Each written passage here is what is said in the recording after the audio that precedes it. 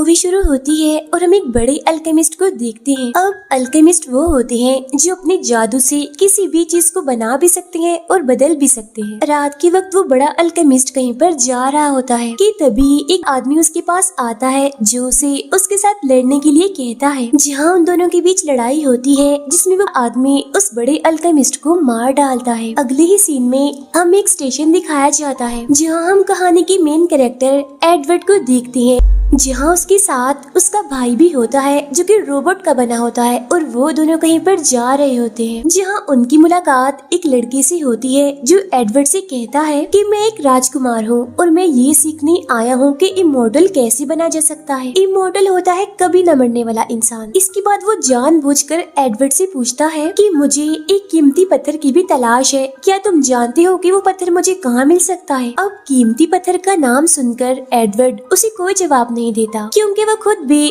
उस पत्थर को तलाश कर रहा था ताकि वो अपने भाई को उसका जिस्म वापस दे सके, क्योंकि एक हादसे की वजह से उसका जिस्म इस दुनिया से चला गया था और एडवर्ड उस पत्थर के जरिए ही उसका जिस्म वापस ला सकता था। अभी उस राजकुमार के साथ इनकी बात चल ही रही होती है कि तभी कुछ गुंडे वहाँ पर आकर सबके साथ लड़ने लगते हैं, लेकिन उस राजकुमार के साथ ही आकर गुंडों को रोकने की कोशिश कर रहे थे, जहाँ वो एडवर्ड और उसके भाई पर भी हमला कर देते हैं। जिसके बाद ट्रेन के ऊपर जाकर उनकी काफी लड़ाई होने लगती है। तब यहाँ एडवर्ड की मदद करने के लिए एक साथी आता है जो कि एक इंसान जैसा क्रिएचर था, यानी कि वो इंसान तो नहीं था लेकिन इंसान के रूप में क्रिएचर था। तब राजकुमार का आदमी उस पर भी हमला कर देता है, जिस पर एडवर्ड उससे कहता है कि इस पर तुम्हारे हमलों का कोई भी असर नहीं होगा। वजह ये है कि इसने अपने जिस्म में बहुत सारे लोगों की सोल्स यानी आत्माओं को कैद किया हुआ है और ये कभी भी नहीं मर सकता। ये सुनकर राजकुमार कहता है, ओ अच्छा, यानी ये इमोर्टल है।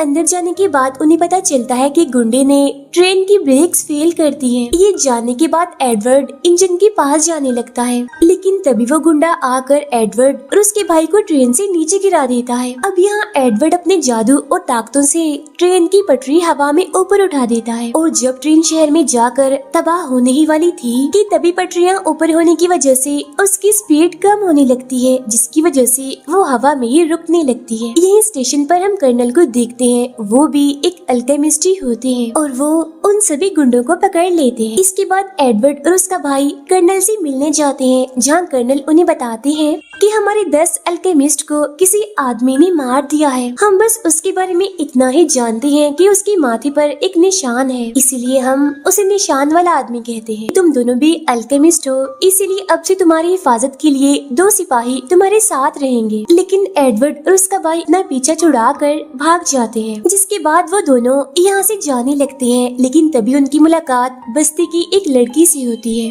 वो लड़की एडवर्ड की वजह से गिर जाती है, इस वजह से एडवर्ड उसे खाना खिलाने के लिए ले जाता है। बस्ती की लड़की उनसे कहती है कि मैं दूसरे शहर से आई हूँ और मैं भी यहाँ पर यही सीखने आई हूँ कि इमोर्टल कैसे बना जाए। अब ये सुनकर एडवर्ड को गुस्सा आ जाता है, क्योंकि ट्रेन वाला राजकुमार भी यही चीज सीखने आया था और राजकुमार का ख्याल आते ही एडवर्ड गुस्से में उस लड़की के पीछे पड़ जाता है। लेकिन वो लड़की अपनी जान बचाने के लिए कोर्ट वाले एक आदमी के पीछे जाकर छुप जाती है।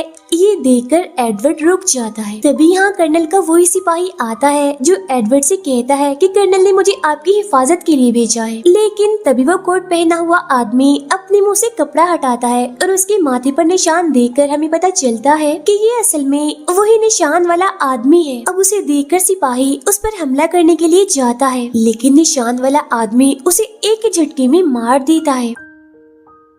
तभी यहाँ पर एडवर्ड का भाई भी आ जाता है और वो दोनों ही भाई यहाँ से भागने लगते हैं, लेकिन निशान वाला आदमी उन्हें अपने जादू से रोक लेता है और कहता है कि मैं यहाँ पर गॉड की तरफ से आया हूँ तुम सबको सजा देने के लिए, क्योंकि तुम जो भी कर रहे हो ना ये कुदरत के कानूनों के खिलाफ है। और अब देखते ही देखते इनके बीच काफी लड़ाई छिड़ जाती है, जिसमें एडवर्ड के भाई का एक हाथ टूट जाता है और एडवर्ड का भी एक हाथ जो मेटल का बना हुआ था निशान वाला आदमी उसे भी तोड़ देता है। इसके बाद निशान वाला आदमी उसे मारने वाला होता है कि तभी कर्नल कुछ सिपाहियों के साथ यहाँ पर आ जाते हैं। अब कर्नल के पास आग की ताकत होती है और वो अपनी ताकत का इस्तेमाल करके निशान वाले आदमी पर हमला करने की कोशिश करते हैं, लेकिन वो ऐसा नहीं कर पाते क्योंकि बारिश होने की वजह से वो आग के गोले नहीं बना पा रहे थे। इसलिए निशान वाला आदमी उन पर हमला करने के लिए आता है, लेकिन कर्नल की असिस्टेंट वहाँ आकर उन्हें बचा लेती है। तभी यहाँ एक और अल्केमिस्ट आता है और यहाँ उसके और निशान वाले आदमी के बीच काफी लड़ाई होने लगती है। इसी बीच निशान वाले आदमी का चश्मा गिर जाता है और उसकी लाल आंखें और इतनी ब्राउन स्किन देखकर सबको पता चल जाता है कि ये दूसरे दुश्मन शहर का आदमी है। अब दुश्मन शहर के लोग अल्केमिस्ट के खिलाफ थे।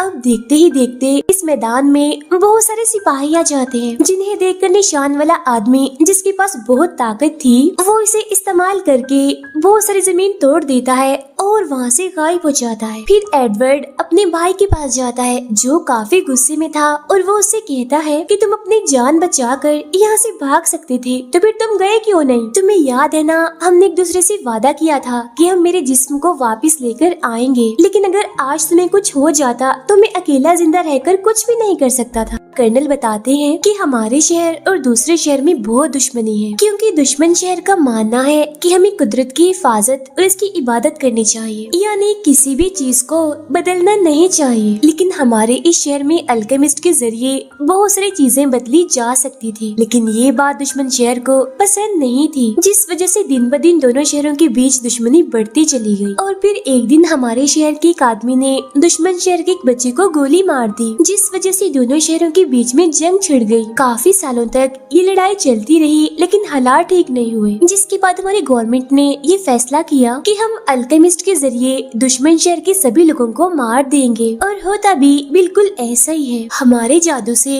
दुश्मन शहर के सारे लोग मारे जाते हैं और अब निशान वाला आदमी भी उसी शहर से है, इसलिए वो सभी अल्केमिस्ट को मार कर बदला लेना चाहता है। अब दूसरी तरफ हम निशान वाले आदमी को एक अंडरग्राउंड जगह पर देखते हैं, जहाँ तभी एक खतरनाक इंसान जैसा क्रिएचर उसे खाने के लिए आता है। खाने ही वाला होता है कि तभी वो एक धमाका करके वहाँ से भाग जाता है। उधर एडवर्ड अपने एक दोस्त जिसका नाम विन है उसके पास जाता है और इसी ने एडवर्ड का वो रोबोट जैसा हाथ बनाया था, और अब यहाँ उसके कहने पर विन उसके लिए नया हाथ बनाती है। एडवर्ड अपनी माँ की कब्र पर जाता है, जहाँ उसकी मुलाकात पहली बार अपने डैड से होती है, लेकिन वो उन पर काफी गुस्सा करता है क्योंकि बचपन में वो इन्हें छोड़कर चले गए थे। निशान वाला आदमी धमाके की वजह से जख्मी हो गया था, जिसका इलाज वो बस्ती वाली लड़की कर रही थी। एडवर्ड आता है, जिसे विन की मेड बताती है कि हमारे शहर में जंग होने वाली है, इसीलिए तुम रेगिस्तान के पास एक इलाके में जाओ क्योंकि तुम्हें वहाँ पर हथियार मिल सकते हैं लड़ने के लिए। मेड की बताई हुई जगह पर आता है, जहाँ कुछ लोग आकर उस पर हमला कर देते हैं। तब इतनी ही देर में एक बूढ़ी औरत आती है और वह उन सबको लड़ाई करने से मना करती है। उधर निशान वाले आदमी से मिलने के लिए उसके मास्टर आते हैं, जो उसे कहते हैं कि तुम अल्केमिस्ट को बदला लेने के लिए मार रहे हो, लेकिन तुम ऐसा कब तक करोगे? तुम्हें खुद को रोकना ही होगा। लेकिन निशान वाला आदमी काफी गुस्सा होता है और वो इस बात को मानने से साफ इनकार कर देता है।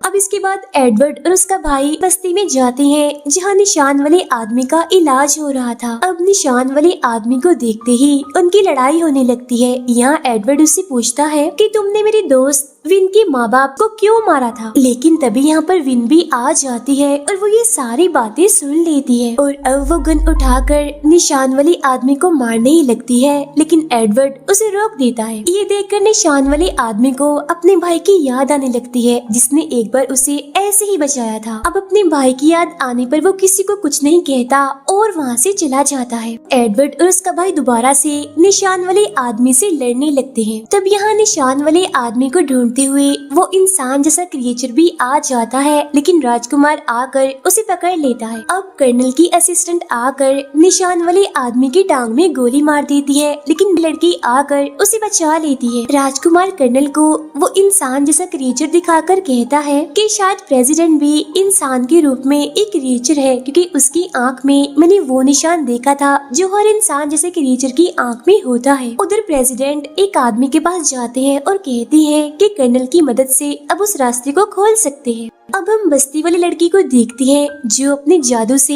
निशान वाले आदमी की टांग को ठीक कर देती है। फिर कर्नल एडवर्ड से कहते हैं कि जंग के दौरान एक अल्केमिस्ट ने उस निशान वाले आदमी के साथियों पर हमला करके उन्हें मार दिया था और उसी हमले में ही निशान वाले आदमी की भी मौत हो गई थी और उसका एक हाथ भी काट दिया गया था। लेकिन फिर उसके भाई ने अपने जादू से दोबारा निशान वाले आदमी को जिंदा कर दिया और अपना हाथ भी उसे दे दिया। यहाँ एडवर्ड का भाई बस्ती वाली लड़की का पीछा करता है जिससे उसे पता चल जाता है कि उसने निशान वाले आदमी को कहाँ रखा हुआ है। जिसके बाद एडवर्ड और उसका भाई वहाँ जाकर उससे लड़ने लगते हैं और उसे पकड़ लेते हैं। इतनी ही देर में कर्नल, उनकी असिस्टेंट और विन भी यहाँ पर आ जाते हैं। यहाँ विन को पता चल ही जाता है कि निशान वाले आदमी ने ही उसके माँ बाप को मारा है। वो उसके पास जाती है जहाँ निशान वाले आदमी को लगता है कि अब वो मुझे मार डालेगी, लेकिन विन बाजू में लगी जख्म की पट्टी करती है, ना कि उसे मारती है। ये देखकर निशान वाले आदमी को हैरानी होती है और उसे अपनी गलती का एहसास होता है कि मैंने विन के माँ बाप को मारकर बहुत गलत किया, इसीलिए वो उससे माफी मांगता है। लेकिन तभी यहाँ भागते हुए राजकुमार आ जाता है क्योंकि उसके पीछे इंसान जैसा वो क्रिएचर पड़ा हुआ था। विन को मारने वाला होता है लेकिन निशान वाला आदमी उसे बचा लेता है। तभी यहाँ कर्नल का साथी आता है और इंसान जैसे क्रिएचर से कहता है कि तुम्हें एडवर्ड और उसके भाई को नहीं मारना वरना बहुत बुरा होगा। लेकिन अब इसका कोई भी फायदा नहीं था क्योंकि उनके बीच लड़ाई शुरू हो गई थी। यहाँ वो इंसान जैसा क्रिएचर अपना पूरा जिस्म खोल देता है जिस वजह से आसपास की सारी चीजें उसकी तरफ खींची चली जाती हैं। जहाँ उसके पेट में एडवर्ड, राजकुमार और कर्नल का साथी भी चला जाता है। फिर हम उसके पेट में देखते हैं जहाँ एडवर्ड पूछता है कि हम कहाँ हैं, जिस पर कर्नल का साथी कहता है कि हम एक जादुई गुफा में हैं और आगे यहाँ से निकलने का रास्ता है। तब एडवर्ड कहता है कि नहीं, ये जादुई गुफा नहीं है क्योंकि वो ऐसी नहीं होती, वो जगह तो अलग ही है। फिर कर्नल का साथी कहता है कि असल में यहाँ से निकलने का कोई रास्ता नहीं है जिस वजह से हम हमेशा के लिए यहाँ पर अटक गए हैं। कर्नल का साथी अपने असली रूप में आ जाता है जो काफी भयानक दिख रहा था और यहीं पर ये फिल्म खत्म हो जाती है।